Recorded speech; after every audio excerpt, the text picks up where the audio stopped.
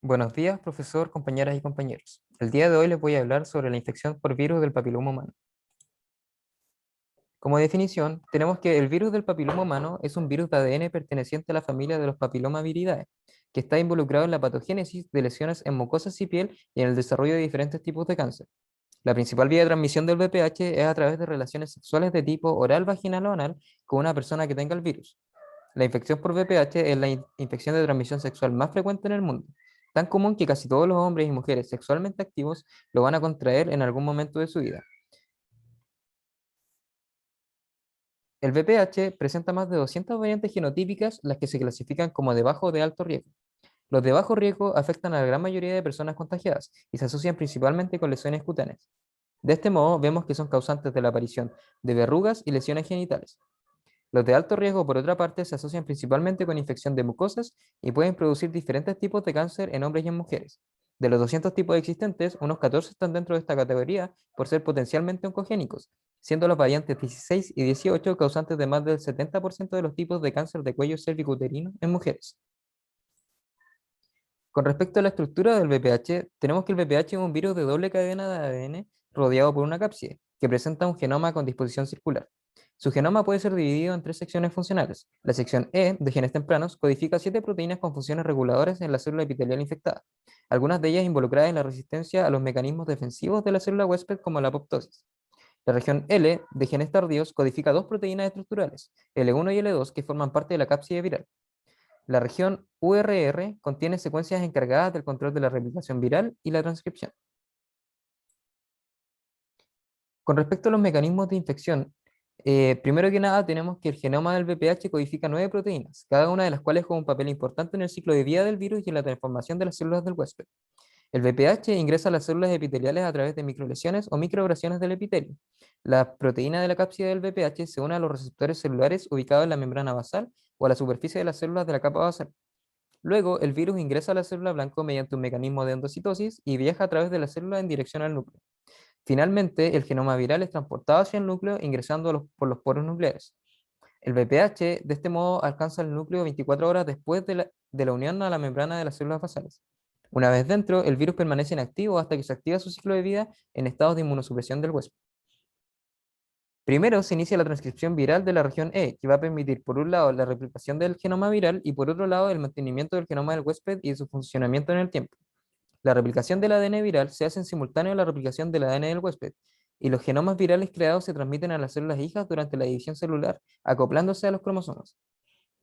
Cuando las células infectadas se diferencian y migran desde la capa basal hacia el estrato espinoso del epitelio, la transcripción viral se estimula produciendo la acumulación de viriones dentro del núcleo por un lado y la expresión de los genes virales por el otro.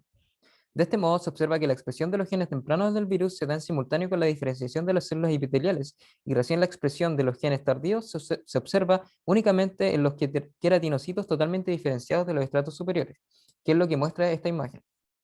Los VPH además no presentan características líticas, por lo que su progenie se libera solo cuando las células terminales del estrato córneo sufren su proceso de descamación.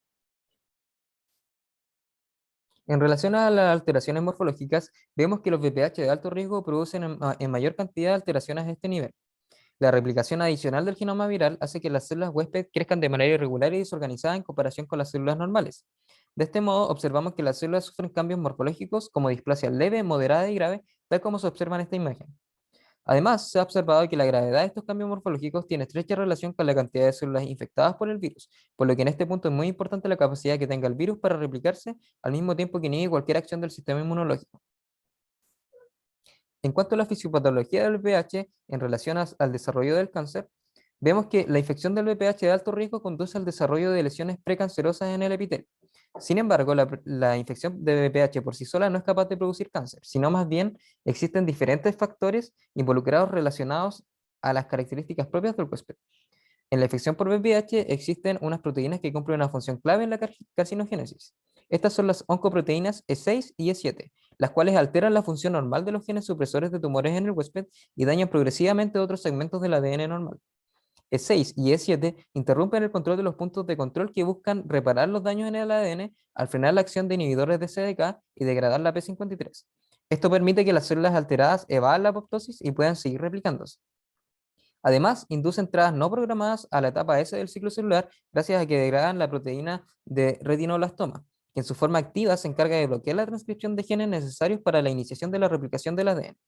De este modo, entonces, las proteínas oncogénicas del VPH inducen una mayor proliferación de las células huésped infectadas, al mismo tiempo que aumenta la proliferación del genoma viral y se producen daños en el ADN del huésped. El desarrollo del cáncer finalmente es un proceso largo y continuo que se da porque se van desregulando funciones de la célula a medida que los genes virales se expresan con el fin de promover la proliferación celular. Este diagrama resume lo anteriormente dicho. Vemos que la oncoproteína E6 se une a la proteína P53 y la degrada, perdiendo la capacidad de la célula huésped para reparar su ADN, para frenar su crecimiento y para inducir la apoptosis. Y en simultáneo ocurre la unión de la oncoproteína E7 al retinoblastoma, lo que hace que se libere E2F, un factor de transcripción que activa las CDKs, lo que permite a su vez a la célula infectada entrar en la etapa S del ciclo celular. En cuanto a las manifestaciones clínicas, el VPH es un virus que no produce síntomas en el huésped hasta estadios más avanzados de la infección. Es por ello que el enfoque está orientado más a la prevención y al continuo chequeo para poder detectarlo a tiempo. En caso de que aparecieran síntomas, estos serían aparición de verrugas, menstruación irregular, intensa o sangrado anormal entre periodos, aumento de secreción vaginal, relaciones sexuales dolorosas, dolor pélvico, fatiga, náuseas y pérdida de peso. Pero estos síntomas están más bien asociados al desarrollo de cáncer. Con respecto a la prevención, se basa en la vacunación contra el VPH que actualmente en nuestro país se imparte de manera gratuita dirigida a niñas de cuarto básico desde el 2014. Además, es necesario hacer énfasis en la realización anual del Papa Nicolau, o PAP, que permite la detección temprana del virus en las células epiteliales del útero con el fin de prevenir el desarrollo de cáncer de cuello uterino. Esas son las referencias bibliográficas. Muchas gracias a todos por su atención.